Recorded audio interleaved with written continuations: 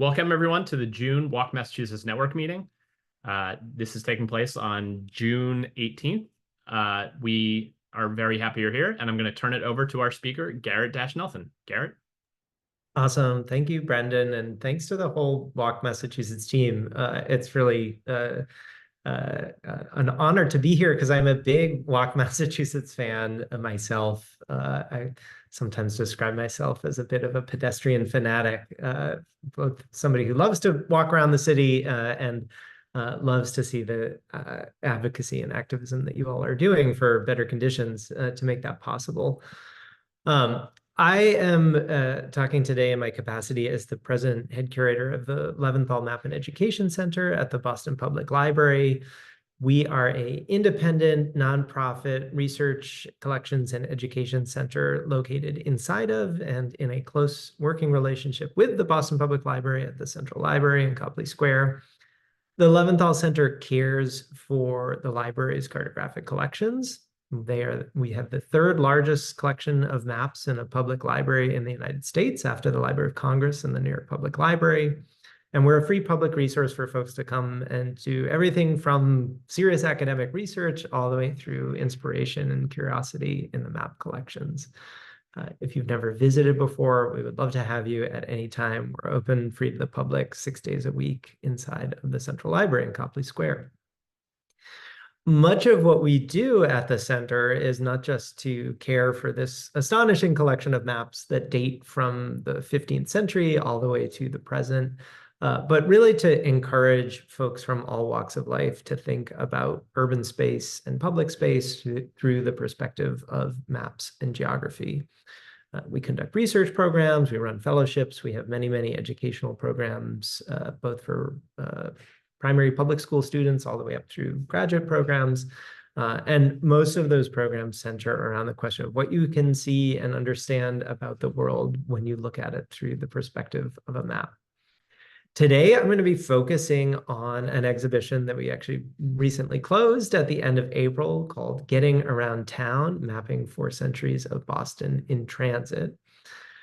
This was a hugely popular exhibition that ran from last fall through this spring and focused on the evolution of Boston's public transit system, but also invited all sorts of questions about mobility beyond automobility in the city.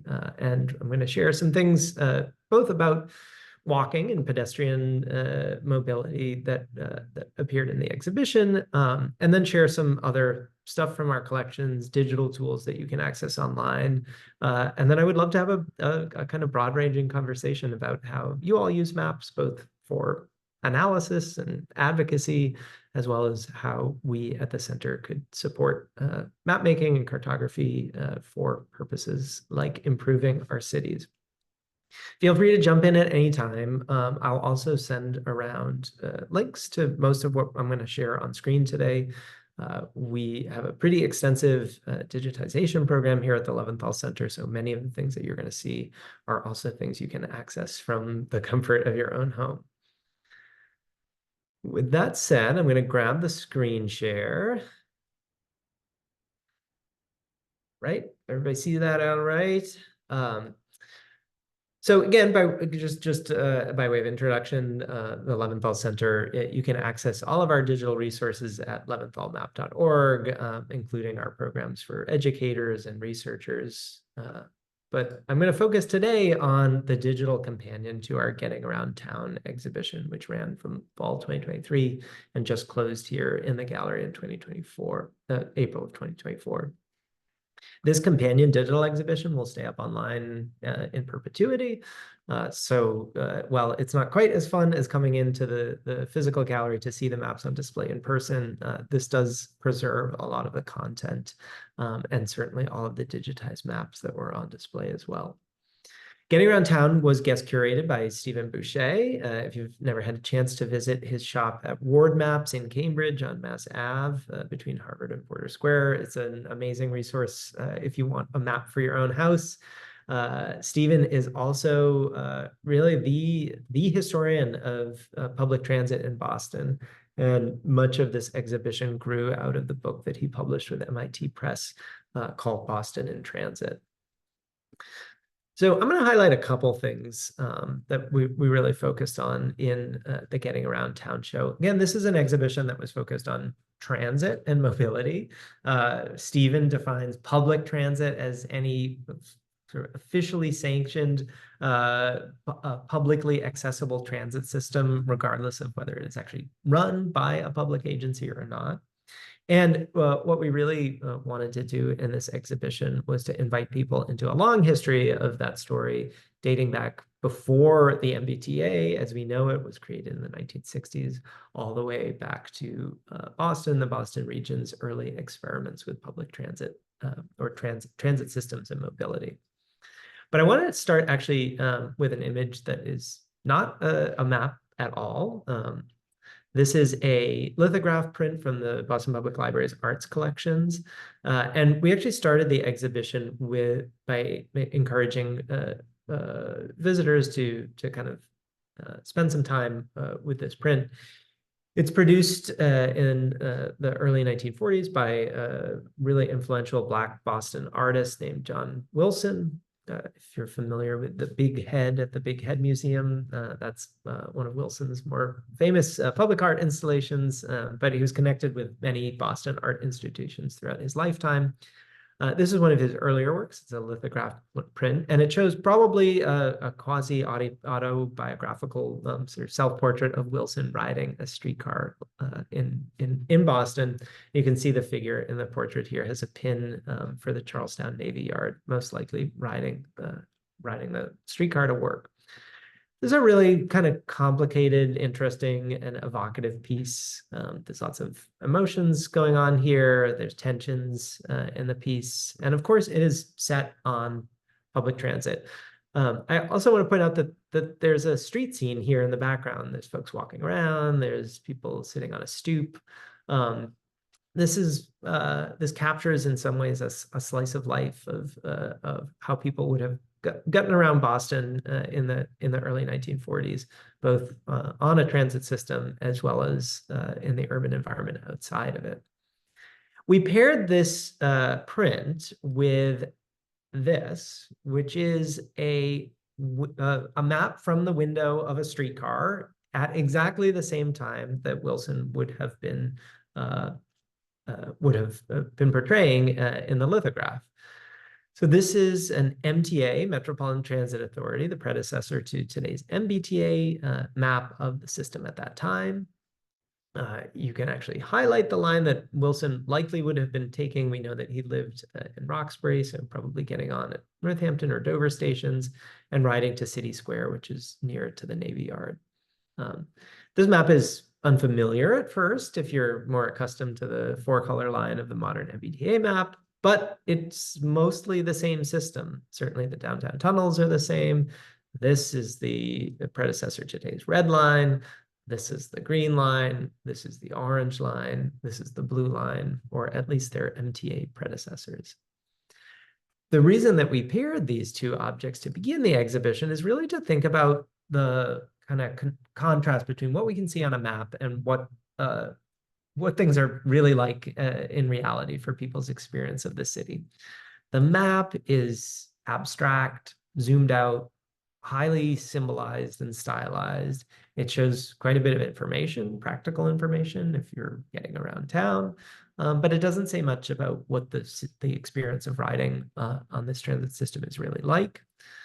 Wilson's print is evocative, it's anecdotal, it's one moment in time, it's possibly quasi-imagined, but it does a much better job of capturing the feeling of what it's actually like to move around the city. And that's a tension that I want to kind of highlight throughout what I'm going to be sharing today, partly because I think it's really it's in many ways really highlighted by the question of pedestrian mobility and the experience of walking in the city. I would actually contend that we don't have really good cartographic representational systems to show what it's like to walk in a city, where facilities are good or bad for the pedestrian or walking experience. And that's actually kind of an open question that I would love to discuss today. How could we think about making better maps or different types of maps or change the types of maps that we experience most often in our everyday lives, that would capture more about what it looks like to be in the city as a walker, a walker of different age levels, different types of mobility and accessibility needs. These are things that are really hard to capture in the types of zoomed out, complicated, oftentimes auto-focused maps that we experience in our lives. I'm not going to go through everything that's in the Getting Around Town exhibition. We could spend hours looking at these maps. They begin in the 17th century with this map of colonial era map of waterways in New England. This is one of the first printed maps, European printed maps of New England. And it's in the exhibition actually to remind visitors that the European colonists who came to New England tended to follow indigenous ways of getting around for the first century of European presence in the Americas. These water routes, the rivers and bays and inlets that Native people knew very well really formed the basis for Boston's first transportation systems. And this exhibition runs all the way through modern contemporary maps of the city, including, for instance, this bicycle bike network plan from the Go 2030 planning process that the Boston Transportation Department conducted a few years ago. One of the things that's really, I think, interesting to call out in the Getting Around Town exhibition is how many historical plans for improving mobility in Boston were left as kind of unfinished suggestions. We didn't, as I said at the beginning, we didn't talk extensively about pedestrian mobility in Getting Around Town. But we certainly did think a lot about what kinds of supplemental mobility systems connected into and fed the transit system. So, for instance, this is a map of the Metropolitan Park System from the turn of the century. This is a 1900 map. And it's, I think, really interesting in this case because it emphasizes in this map bicycling routes, which are in red here. And in the exhibition, we talked a lot about how the bicycle was actually this sort of really complementary technology to the turn of the century transit system. The metropolitan parks that were being developed at this time were very much seen as places that would be accessed primarily by streetcars, supplemented by bicycles. It's no surprise that there's extensive bicycle network infrastructure at this time in places like the Middlesex Fells or south of the city, going into what will become the Blue Hills Reservation. So, when we look at these historical maps, we see a city-urban form, which prior to the early 20th century is really being constructed prior to the domination of the automobile on our streets. And that gives us a lot of kind of suggestive ideas for what an alternative or what a different kind of path forward in urban design and urban mobility might have looked like. I'm going to switch over quickly from the Getting Around Town exhibition, though I very much encourage you to explore it in greater depth. Just the sort of visual interest of these maps is really a lot of fun to look at if you're interested in transit mapping and trains and streetcars and trolleys. But I'm going to switch over for a little bit to a tool that we built here at the Leventhal Center called Atlascope. And the reason I'm going to switch over to Atlascope is because it's actually a window into one of our most amazing collections for thinking about street scale design and sort of how people experienced the streetscape a century ago. Atlascope is based on a collection of maps that we call urban atlases. These atlases were originally produced for two purposes. One was for the fire insurance industry, which was an enormous consumer of detailed urban information. Fire insurers wanted to know what buildings were made out of and who owned them and how close they were together. The real estate industry also used these atlases for land speculation, cadastral surveys. We don't need them anymore for rating fire insurance or for land speculation, but they left behind this incredible record of highly detailed street and building scale information about the city, roughly from the 1860s to the 1930s, which is the high period of when these maps were being produced. These atlases are really cumbersome to work with in person. You're more than welcome to stop by anytime and pull one from our research collection, but they're a little difficult to use because of their oversized format, and if you want to compare over time, it's a pretty involved research process. So we built Atlascope as a way to get at these urban atlases and really invite people to peer deeply into these maps and compare change over time. So what you see in Atlascope is a very familiar modern map of the city. I will note that, as you can see in this kind of standard modern map of the city, although this is a layer that does show sidewalks as dotted lines, it's a little hard to tell. If you didn't know Boylston Street or Copley Square, this map and maps like it, the ones that are on our phones, are not necessarily highly legible for thinking about what would be a comfortable or accessible walking route.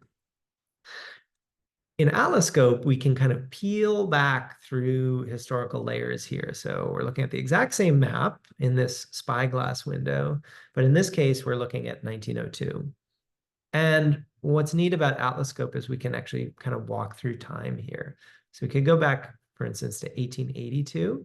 This is before the BPL's current building was built at the corner of Williston and Dartmouth Streets. You can see it's not there. We could jump forward to 1895, which is the first year that the libraries opened in this location. Kind of fun to see that some of our neighbors are the BAA, Harvard Medical School, MIT was our neighbor kitty corner to Copley Square at this time. And then we could keep going forwards. This particular part of the city has coverage up until the late 1930s. But Atlascope covers not only downtown Boston, but a pretty extensive set of maps all throughout the metropolitan area. You can explore, for instance, we could jump to Cambridge and see similar types of maps. I'm going to go back to Copley Square because I want to highlight how these fire insurance maps actually do contain quite a bit of interesting detailed information about pedestrian mobility in the late 19th century and early 20th century city. So we'll jump to, we'll take 1898 as an example here. Where am I? A little further down. So here's Copley Square. These maps actually traced out the exact dimensions and geometry of sidewalk infrastructure, which is pretty unique. We don't have very many maps this old that are at the level of detail that we can actually see sidewalks. You can see other fine-grained detail like bay windows. These little bumps out here are bay windows on buildings. This yellow, that indicates a wooden building. So we're looking probably at an outhouse there or potentially just a shed or back house. Those are just other examples of the kind of incredible detail that you can find on these maps. But we can see how much the city had an extensive infrastructure of pedestrian accessibility. These sidewalks were part of the streetscape long before automobility kind of reconfigured the city. We also see things like streetcar lines. Boylston Street, Huntington Ave used to run diagonally through Copley Square and was basically the surface running branch of what's now today's E line of the Green Line. So we can see sidewalks here. We can get down to the level of thinking about how those sidewalks changed over time. If you go to a different neighborhood, different residential neighborhoods, you'll see different urban morphology. So, here's Rutland Square on the south end. See sidewalks here. Further out, as you get into different neighborhoods, like in parts of Dorchester or Roxbury, you start losing sidewalks. So, of course, the streets were laid out essentially for like a kind of multi-purpose mobility at those times. One other thing that is kind of a neat invitation to think about the street experience and the pedestrian experience in the past that we can get at through Atlascope is we can take a location like Copley Square here, and we can jump over into the Boston Public Library's photograph collection. So I'm going to click this button. takes me over into Digital Commonwealth. This is the library's digital collections portal. We're searching geographically for that area that I was just looking at in Atlascope. And the library has amazing photograph collections. Just this area pulls up almost 2,000 photographs. Not all of these are always perfectly located in the exact location.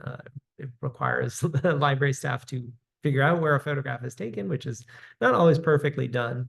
But we can jump back to a street scene here, for instance, in 1941, and think about what the street level view was like, what it would have looked like to be a pedestrian. Of course, by the 1940s, we're already getting things like cars double parking or obscuring the sidewalk.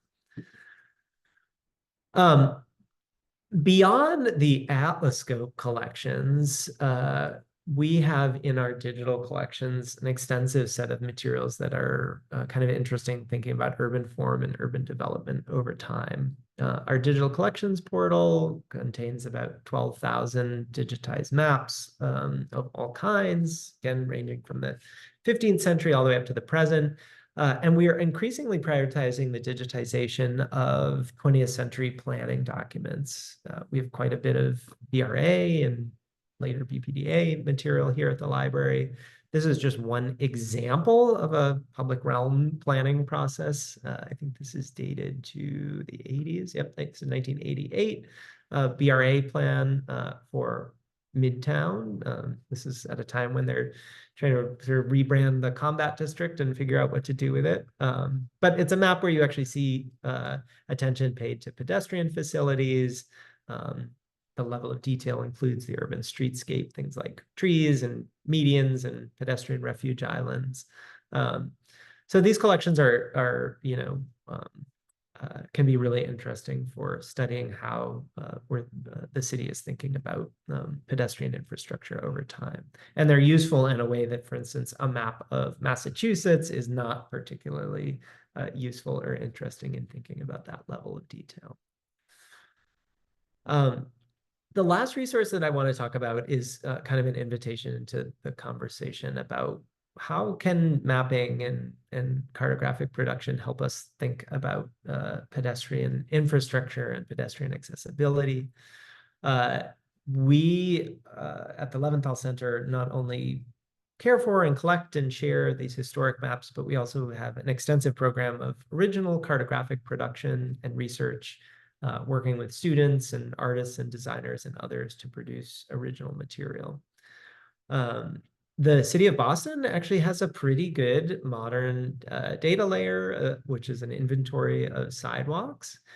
But I want to use this as a bit of a jumping off point and thinking about just because, what does it mean to sort of have the data, have the geographic information versus what would it look like to actually think about representing this information in a way that's useful or practical or helps tell stories about what that experience is actually like. Again, kind of circling back to what I opened with, that pairing, that diptych of a map and a lithograph print.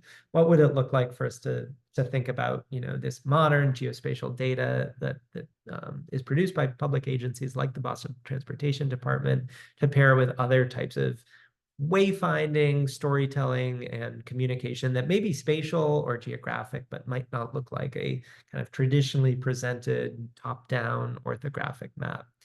So this data is really amazing. It's very detailed. Kudos to the city for both creating this data and putting it up online. You can see these really detailed outlines of sidewalk area.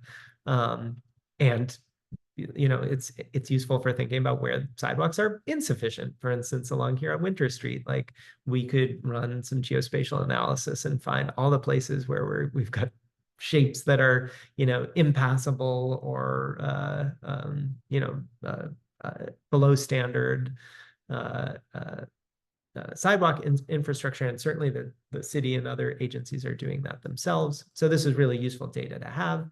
But in terms of if we zoom out and we just see this kind of, enormous, this enormous mass of pink outlines, it's not particularly useful if what you care about is I want to walk around the city and I want to figure out how to do that in a safe and accessible and pleasant way. So what might it look like to represent that in a way that's not, just these kind of dotted sidewalk lines? I would contend that most digital mapping infrastructure technologies do a pretty poor job of that at the current time. And I'd love to have a conversation about, how we can think about mapping as a way to help promote and improve pedestrian infrastructure. Um, I think I'll leave it there with the goal of having a pretty open conversation about maps in the work that you all do. I'm happy to jump back into the collection if you want to see more historic materials. And as I said, I'll share the links to all of these resources as well so that people can explore on their own. Yeah, Brendan, I'll turn it back to you to maybe open up the conversation if that sounds right. Yeah, that sounds great. This is very exciting. Like some of the stuff you're sharing there. I actually have a question. I'm going to leave the recording going because I Yep. it's gonna be a good conversation. But um, especially with the heat that is upon us right now and Yep. coming in the next couple days, um, we have talked to a board member or two before who um, has really talked about you know cool routes and stuff like that, and like the if there was a way to show like where people decide to walk based on, I know this street in particular is cooler because there are trees, or there are taller buildings on the street, and during certain hours of the day they lend a lot of good shade during the summers, which is important, or there are always awnings on this street. um I haven't really seen any type of mapping of that type of behavior. Have you seen anything like that, or have you considered anything like that? It's funny you ask. I actually haven't seen a lot of work done on this, but I once considered doing it myself. I used to, when I first moved back to Boston in 2019, we were living in the Polish Triangle, at the northern tip of Dorchester, which is where my wife is from. And I used to walk up the northernmost stretch of Dot Ave, past Andrews Square to get to the Central Library in Copley Square. And in doing that many times in the summer, was sort of wondering, is this the worst stretch of treeless sidewalk in all of Boston? Because it's a pretty brutal and unforgiving hot stretch of sidewalk. So I actually considered figuring out if I could do some analysis on where the least tree covered sidewalks in Boston were. I didn't end up doing it, though the city does have a relatively new and pretty comprehensive tree inventory. So it'd be interesting to do some of that work. I think that's under the auspices of the Parks and Recreation Department, and they've done some studies about urban heat island effects and cooling related to the tree canopy. So it's a great suggestion. It'd be interesting even to like experiment with some symbolization of uh, you know, basically like coloring sidewalk lines relative to, how hot one might expect them to be based on information from the tree canopy. We have done some mapping of the city's urban heat island effect data sets, which are based on several factors, including tree cover as well as surface conditions like paved area. Some of those, some of the work that we've done in that area is trying to think about environmental justice questions, right? So where does urban heat island effect map onto things, sociodemographic factors like social vulnerability? Those geographic patterns are not always straightforward, and they tend to tell stories that are best best told where you have a map in conversation with other items, whether it's people talking about their experience or photographs of the street. Right. It's great. I'm curious though if anybody else has seen interesting maps about cool and heat on the sidewalk. That'd be interesting to know. I see Judy has her hand up. Yeah, I'm sorry. This is a small group, so I just Yeah, absolutely. raised my hand so I can move around. Garrett, this is wonderful. thank you. I applaud Walk Massachusetts for having you come in and discuss this very fun and you can go 100 different ways with this topic. So in terms of public health, as you mentioned, they do have what are called heat maps, and they look at, just as you say, where is the density of the heat. They look kind of like a bubble map, superimposed on neighborhoods and communities. They also tell you, though, some different things. They might overlay like an air quality bubble over that. Chronic disease rates, they're looking for the same, say, 5 indicators. And if it's more pronounced or the indicators are more dramatic in one area than another, you'll see all these bubbles overlapping. So, I mean, Alex is here from DPA. She might be able to speak more to that, but you know, there's a lot of different organizations within public health, the Department of Public Health, that work with this. Mass in Motion, all the folks that are dealing with, you know, the root causes of chronic disease and all of this. So thank you. You know, I do think, just to come back to, I think, like, something that's really fundamental here is the scale question. You know, we talk about scale in maps all the time, right? You know, a map of Commonwealth of Massachusetts is not super useful of thinking about the pedestrian scale. And I think one of the challenges is actually about, you know, thinking about representing pedestrian and walking space is how micro scaled it is. And you all know this, right? You know, it may be hard, even if we have really good tree canopy data or like overall indices of urban heat island effects. You all know, right? You might choose to cross one section of sidewalk that's just a few feet long to get into a little section of shade, or, you know, you might know where like a hot breeze comes off of a, you know, a CVS parking lot or something like that. And those really human scaled phenomena are so important for, you know, shaping pedestrian mobility, but they're really hard to map, and they're super hard to map at the comprehensive level that, you know, maybe a city agency or certainly a state agency would want to do. So there's kind of a challenging contradiction there, right? We want to create these comprehensive universal data sets like a sidewalk inventory for the whole city, but then we also need to think at the super micro level. You know, the space of sometimes less than a few feet makes a huge difference. Betsy, you got your hand up? Mute here. 2 questions. One, being from after many years in downtown Boston, have now been a dozen years out in Springfield. How wide, what's the scope of maps in the center, you know, beyond Boston, the Boston, immediate Boston area, but also just with the whole, I mean, we all use, you know, those of us who are as old as me, you know, all use maps, used to join AAA, so we'd get their maps and get their trip things. And now I'm probably among the people who put a whole pile of maps, you know, in recycling, because we just use our phones. What is just sort of the center's thoughts on this transition to, and what's that going to mean in terms of lost history and et cetera, and how are you integrating sort of how we all use maps constantly, probably more than ever, but not paper.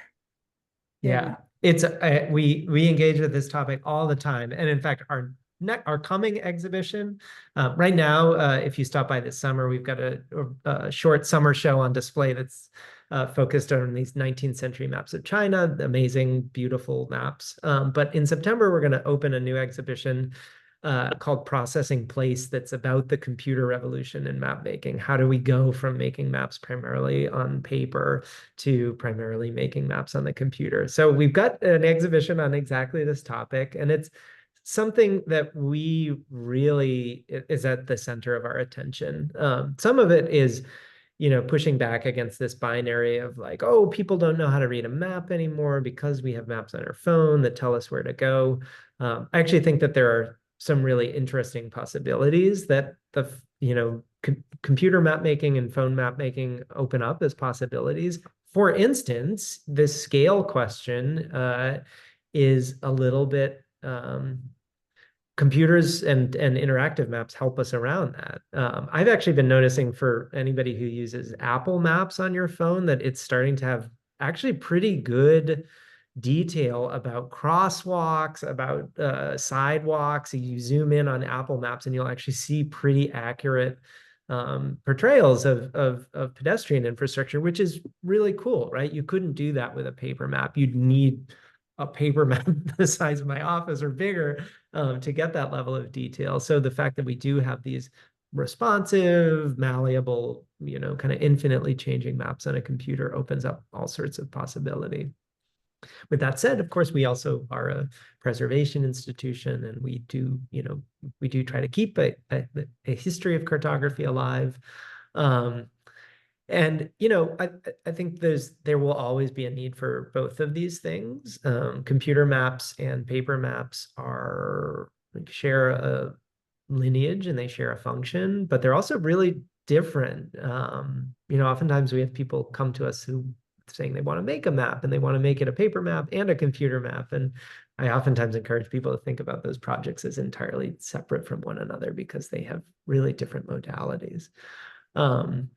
We, of course, are trying to bridge some of those gaps with tools like Atlascope, for instance, which is built for looking at on your phone, but what you are looking at is a collection of maps, which were originally printed on linen primarily. Your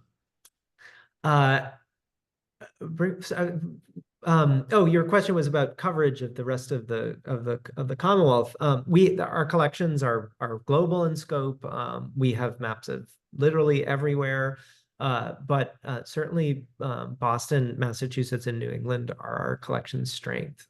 So we have material on Springfield. We're actually in the midst of an ongoing project to expand Atlascope to cover essentially all of Massachusetts. Those types of fire insurance atlases were produced historically for essentially every urban area. And by urban area, I include small town centers. There are many such atlases for Springfield. We're doing that on our own. We're also crowdfunding for it. So we'll say if you want to get Springfield in, or you want to get Worcester in, or you want to get whichever town you're from, if you want to help us crowdfund to get those towns into Atlascope, there's information on how to do that on the homepage of Atlascope. Do you coordinate go ahead. with? The Springfield museums and their history museum has an incredible collection of those fire maps and a lot of other maps of the Springfield and Connecticut River area. Do you have joint relationships and coordination with other institutions like that? Yeah, absolutely. In fact, I've chatted with the president of the Springfield Museums about potentially partnering. They had a great show about Indigenous map making maybe about a year ago now. And the State Library of Massachusetts is the single biggest holder of these atlas collections for the whole Commonwealth. So we're already a digital partner with them. But that level of detail is kind of amazing because it's still so present in our urban landscape today. And you can oftentimes, you find a funny or weird feature. Why is there a curb cut here? Why is there a missing building? Or why is there a triangular, like a triangular island or something like that? And you look back, and you're like, oh, well, it's because of some decisions that were made in the 1890s about how they were building the city at that time. We actually we're looking at the Boston Transportation Department was doing a project on these slip lanes and triangular spaces, and we worked with them to find all these sort of like triangular street intersections on Atlascope layers. I wanted to come back around to the question of sort of mapping heat and environmental justice to share. This is the map I mentioned that we made for our environmental justice exhibition. So this is an original. I'm noticing that my internet connection is a little slow, so it may take a second to zoom in on it. But what we tried to do here was to visualize in a more narrative way some of the city's both demographic risk information about social vulnerability together with questions about environmental vulnerability. What you're seeing here, these numbers we tallied up the city's 7 risk indicators. So these range from child population to non-English speaking population. There's 7 demographic variables that can mark a census tract at having high social vulnerability. The 7s are the tracts that meet all 7 criteria. So places, for instance, like Upper Roxbury. And then this dappled red pattern, which looks a little bit better on a printed map than it does on a computer screen, is the models of urban heat island effect. And, you know, it's kind of when we use this map on display in our exhibition, we did talk about how these phenomena don't necessarily match one-to-one. So, you know, you have places like Chinatown, which are, you know, do stand out as having indicators of environmental justice populations and, for instance, have very high heat island effect measures. But, you know, if you go to a place like Upper Roxbury, it's actually pretty close to Franklin Park. Statistically, it doesn't score very high on the heat island effect measures. And that may be masking, you know, like the actual experience in the built environment, right? So, you know, if you live in an air-conditioned luxury apartment in the seaport, even though the heat island effect might be more significant there statistically, that might feel really different than if you live in a, you know, overcrowded walk-up apartment with no heat, you know, no air conditioning in Upper Roxbury. So this kind of zoomed out scale, even though it can be really statistically information to look at patterns, may not actually capture the individual experience. And, you know, we can think of, I'm sure, all sorts of examples of that with walking infrastructure, where, you know, statistically it might seem okay, but then when you're actually on the ground, it doesn't quite seem that way anymore.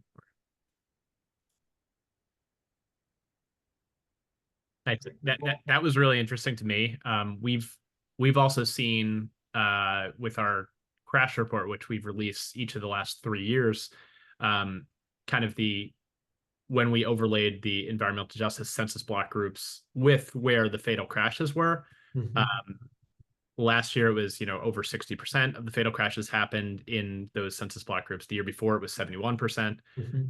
So it's, you know, those things are correlated. So, but when we showed it to folks in Alexandria's department over at Department of Public Health, they were like, this is not shocking to us, but like we need to now make things happen to, like, you know, push the envelope to make changes in those areas.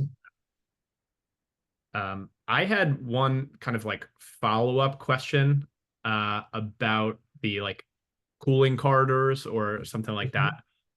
We've heard people, we've seen instances of tree people fighting with pedestrian advocates around, you know, big trees giving a lot of shade, but buckling sidewalks. So have you seen any good examples of this could be you taking off your Leventhal hat and putting on your Melrose resident hat?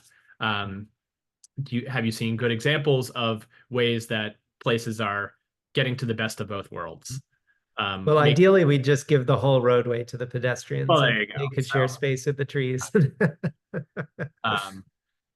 Because I mean, I think some places have done a good job saying, like, yeah, we're not going to cut down this beautiful, amazing shade tree. Instead, we're going to bump out the sidewalk and build a new sidewalk around it, and you know, leave the old one. But yeah. Well, you know, I think I'm certainly preaching to the choir here. I know you all agree with this, but you know, just thinking about the math of street design, right? Most streets in Massachusetts were designed and laid out at a time before automobiles, and so just how do you divide up that pie, or whatever the linear metaphor of a pie is? How do you slice up that streetscape for different uses? You know, we can see in Atlascope, for instance, that sidewalk infrastructure, the sum of sidewalk plus transit infrastructure, for instance, was, much more forgiving prior to a time where planners tried to cram 3 or 4 lanes of traffic. And one of my personal bugbears as a near neighbor to Leventhal Parkway is, if you look at the what is now DCR Parkway system, formerly the Metropolitan Parks District's Parkway system. Actually, it was portrayed in that map from Getting Around Town that I showed you of the bicycle and system. The Metropolitan Parkways were like utterly different from what they are now. That is a sad history of early 20th century highway planners seeing them as a convenient place to stick arterial roads. So certainly advocating to say this is a historical reversion to the norm, is to divide the space up more equitably for transit, cycle, walking infrastructure. Now, of course, that's as you all know, politically challenging in places, but I think some of the maps help in showing that it's not actually technically challenging, right? It's actually how the streets generally were designed in the first place. Right. No, yeah, that's a good example of that. And yeah, I think Apple Maps and, Google as well, like, being able to use Google Street View even to like go back and see it 15 years now or something like that. Because I think the first time a lot of those maps for Street View has it in like 2007, 8, 9, and they're very grainy. And then, but yeah, I mean, there's some great examples I just dropped a screenshot of it that I've saved multiple times, of like one of the streets in Cambridge, like Pearl Street, that has, great example of a bump out, but like trying to make sure that all the people that are on the same side aren't fighting it out over, one tree at a time. And instead, like, let's rethink, get back to the streets to where they were, and really have those other fights, and take a look back on some of these maps and see what we once had and what we can be again. Yeah. And I think there's some really interesting work that can be done when we think about this sort of almost bouncing back and forth between broad scale analysis and then, like micro scale, this one example on Pearl Street in Cambridge.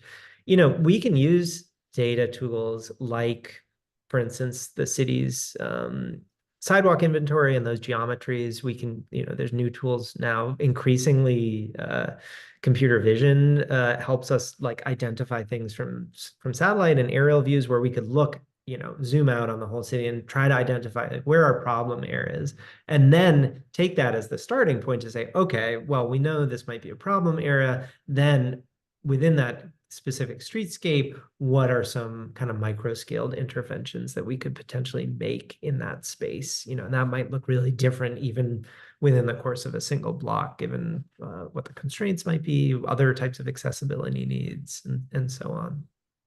Nice. If anyone else has questions, feel free to raise your hand or, indicate you want to speak to, but otherwise I can keep. Rick has a question in the chat. Great. Are there resources for budding map designers to learn modern mapping tools? It's a great question, Rick. We are actually, so it's something that we do a little bit here at the center, and we want to do more of. One thing that we are working on is creating a good kind of teach yourself mapping set of resources, some of which we'll generate, but there's also quite a few amazing tools online. I will say that there's still like a pretty steep learning curve with some of those, and that's something that we're keenly aware of.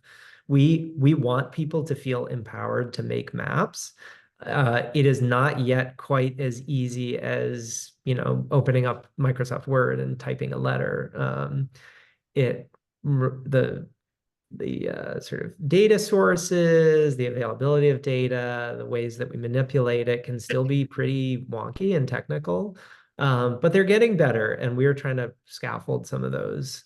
I will say a little bit of a shout out. There's a newish product called Felt, which actually comes out of a team that originally designed some street tools. If you're familiar with Remix, some of the same people who built Remix are building Felt.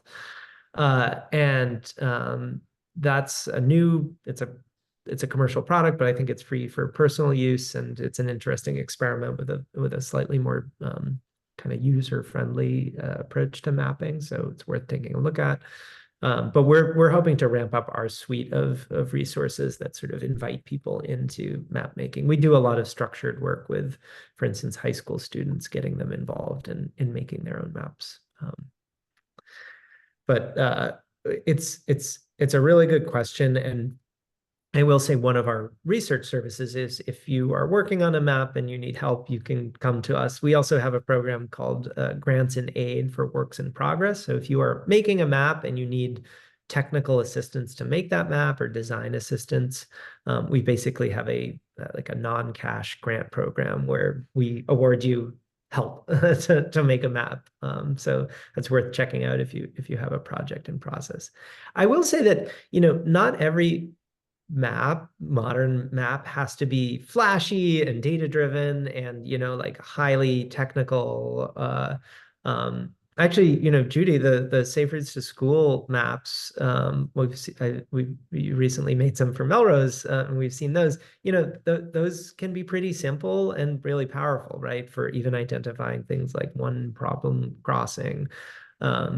So certainly just feeling empowered to make maps of all kinds. I encourage people to start by printing something off and, use quite literally using a crayon or drawing on a map. That's a totally legitimate form of map making as well.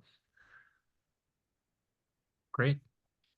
I see Tyler, the program that I mentioned is called Felt, like the substance felt, F-E-L-T. I think it's felt.com is their website. Johnny?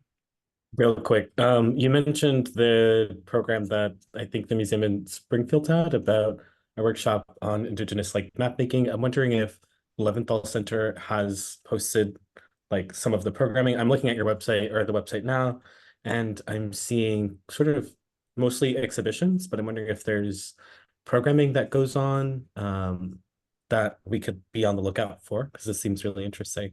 It's like a concept. Yeah, absolutely. So we have a pretty regular schedule of events. I think our calendar is a bit light right now as we head into the summer. Actually, this Thursday, 2 days from now, if you happen to be in town, together with BPL, we're co-hosting a film screening of a newish documentary called Inundation District, which is about the seaport and climate risk in the seaport.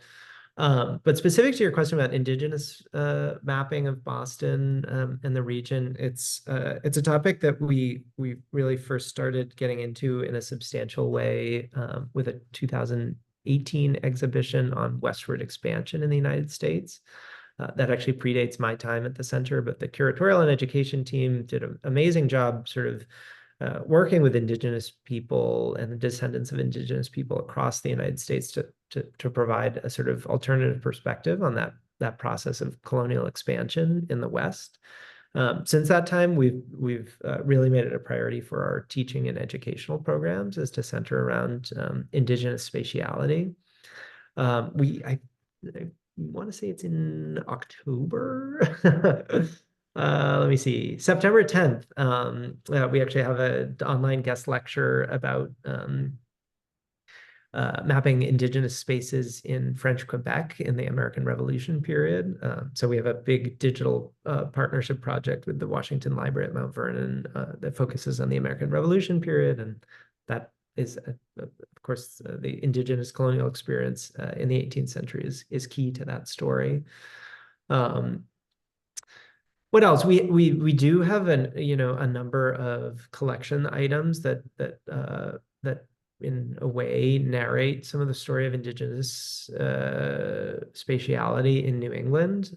The question of maps actually executed by Indigenous people is a complicated and tricky one. If you visit our gallery, we have a permanent exhibition that's called Becoming Boston. Let me see if I can quickly pull up the link to it. Yeah. So Becoming Boston is our permanent exhibition that looks at sort of a broad multi-century history of Boston as seen through maps. And actually the very first case in that exhibition is about the colonial Indigenous moment of contact. And it includes one of the relatively few, this is probably gonna be a little slow to load because It's from the Massachusetts Archives. Oops, sorry, I'm jumping around the screen here. Where did I go? So this is my image. Oh, there it goes. Finally loaded. This is a colonial era land plan. It's actually showing an area of what is now Rhode Island in the late 17th century, but it's one of the earliest known cartographic works that's executed by a native person in the region that's today called New England. And we use it to think about how indigenous people were and still are representing space through techniques that sometimes looked like Western cartography, other times were very, very different. So that's really, we begin that story of becoming Boston with an examination of that question of indigenous experience. Can you share that link in the chat? Sure. Yeah, more than happy to. Great. Well, Garrett, this has been wonderful. Thank you very much for joining us. And yeah, and can you send me, like, you can send me any of the links. You can also send stuff. I will post it on our website for afterwards so people can have that information. So sure will. Yeah, and thank you to you all. Again, I'm a huge fan of the work that Walk Massachusetts is doing. I think about it all the time, both every time that I'm frustrated walking around and every time I have a good experience. And especially for those of you who are with volunteer groups or doing local community work, it's such important work. So a huge thank you to everybody's efforts. awesome. Yeah, I think the first time we ever met, I was like on a DCR call about parkways through Melrose. Yeah. Someday we'll get Linfield's Parkway will not stink as much as it does right now. But yeah, it's great to be invited into this network, and I hope it won't be the last time that we all have a chance to collaborate with one another. Sounds good. All right, everyone, have a great rest of the day, and happy June. See ya. Take care, everyone.